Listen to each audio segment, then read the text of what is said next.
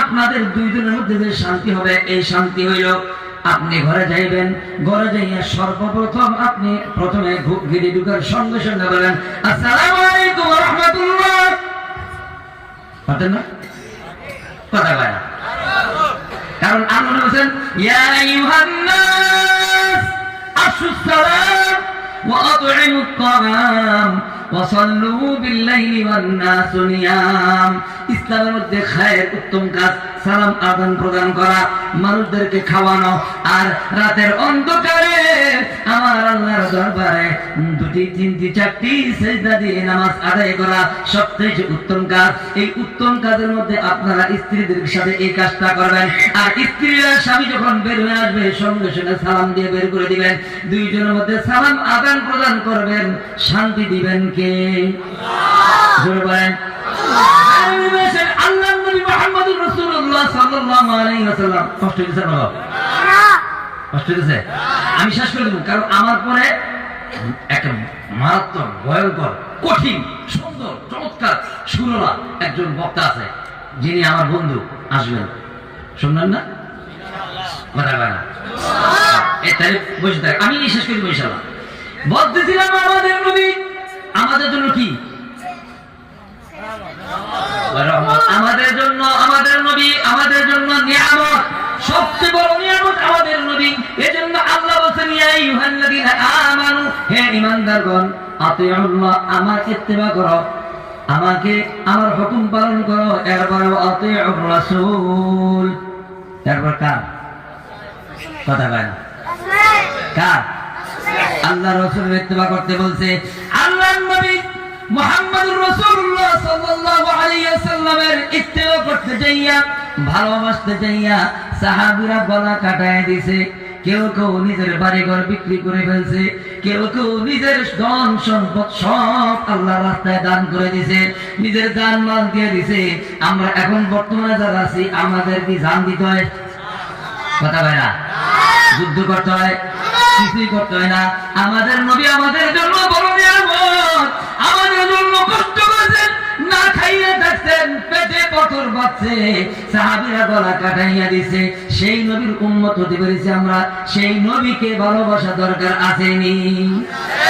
ভালো যদি বাসতে হয় নবীকে বাসুন, আদর যদি করতে হয় নবীকে করুন। তোমার দুঃখ বেদনা নবী সইতে পারে না, সেই নবীজির উপর সবাই দরুদ পড়ুন। ভালো যদি বাসতে হয় নবীকে বাসুন, আদর যদি করতে হয় নবীকে করুন। চিল্লায় বলেন মারহাবা।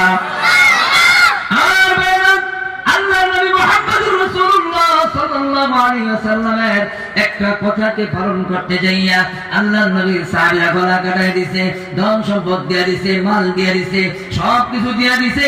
এমন ঘটনা আছে আল্লাহর নবীর সাহাবীদের মধ্যে একজন সাহাবীর নাম ছিল আবু দাহদাহ রাদিয়াল্লাহু আনহু। কোন একটা ছোট্ট ঘটনা, উনি একবার আল্লাহর নবীর একজন সাহাবী ছিলেন, এতিম গরীব সাহাবী। ওই এতিম গরীব সাহাবীরা আরেকটা সাহাবী ছিল, তার নাম ছিল আবু লুবাবা। নামগুলি মনে রাখবেন। প্রথম নাম বলছি আবু দাহদা। কি বলছি? আবু দাহদা রাদিয়াল্লাহু আনহু। আপনাদেরকে কোরআনের একটা ঘটনা বলছি, মনে আছে নি? কথা বলে না? কোরআনের কবর আযাব থেকে যে বাস্তবে কিভাবে আল্লাহ পাক কবর আযাব থেকে মুক্তি করে দেয় কোরআনের সাথে মহব্বত থাকলে, এটা যে বলবো বলছি, মনে আছে? এটা পরে আসতেছে। নাম হলো আবু দাহদা সাহাবী। আরেকজন সাহাবীর নাম হলো আবু লুবাবা। আরেকজন সাহাবী হলেন এতিম ছোট বাচ্চা। এই সাহাবীটা এতিম, মা নাই বাবা নাই। এই সাহাবী আল্লাহর নবীর দরবারে গিয়ে ডাক করে, ওগো নবীজি, আমার মা নাই, আমার বাবা নাই। চোখের পানি ফেলে দিয়ে যখন আল্লাহর নবীর কাছে বলতেছে আমার মা নাই, আমার বাবা নাই, আল্লাহর নবী ডাক দিয়ে কয়, হে সাহাবী, ছোট্ট সাহাবী, তুমি তোমার মা নাই, তোমার বাবা নাই বলে আমার কাছে তুমি কাঁদতেছ।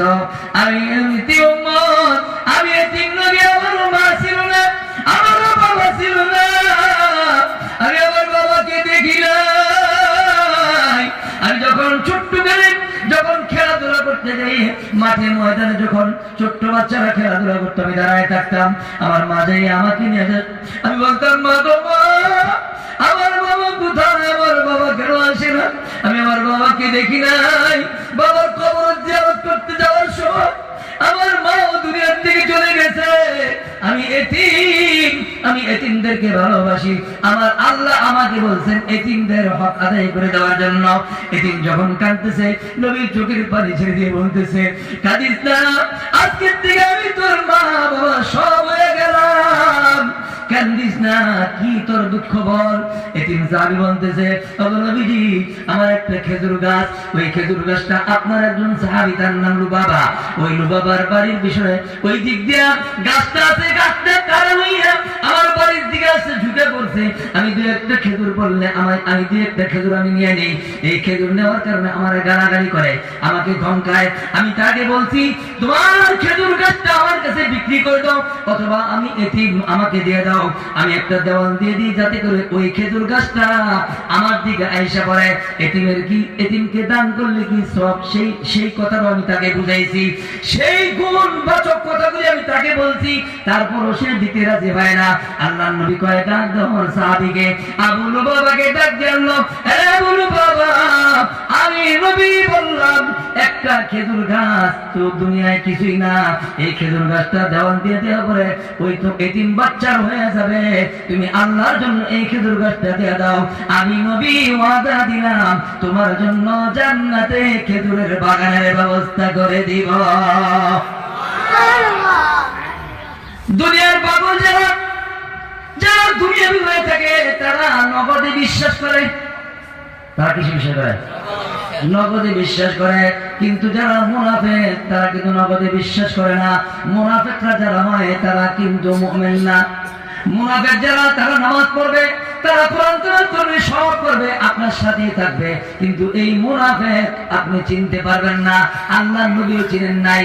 এবার আবু লুবাবাকে যখন বলছে জান্নাতের মধ্যে বড় বাগান দেওয়া হবে, আবু লুবাবা কয়, নবীজি বাকি না নগদ? কয়, এটা তো মরার পরে তাহলে বাকি। কয়, আমি বাকিতে বিশ্বাস করি না, নগদে বিশ্বাস করি। তাহলে এবার আপনারা বলেন, যে ব্যক্তি বাকিতে বিশ্বাস করে না, মরার পরে পাবে, এই কথা তার বিশ্বাস নাই, তার ঈমান আসেনি। কথা কয় না? মাশাআল্লাহ, দেখেন লোক ভরে গেছে না, বলছে না? আর পিছের দিকে চাইবা লোক বলছে কিনা? কথা কয় না? বলেন আলহামদুলিল্লাহ। ভাইরা মনোযোগ দিয়ে শুনবেন কথা। আবু লুবাবা বলতেছে আমার দরকার নাই। এবার আল্লাহর নবী বলতেছে, একটা নয়, দুইটা নয়, অনেকগুলি বাগান তোমার জন্য ব্যবস্থা করবো। কয় না, এটা বাকি আমার দরকার নাই। ওই জায়গাতে একজন সাহাবী ছিল, আবু দাহদা রাদিয়াল্লাহু আনহু। এই কথা শোনার পরে আবু দাহদা দাঁড়ায় গেছে। সুবহানাল্লাহ।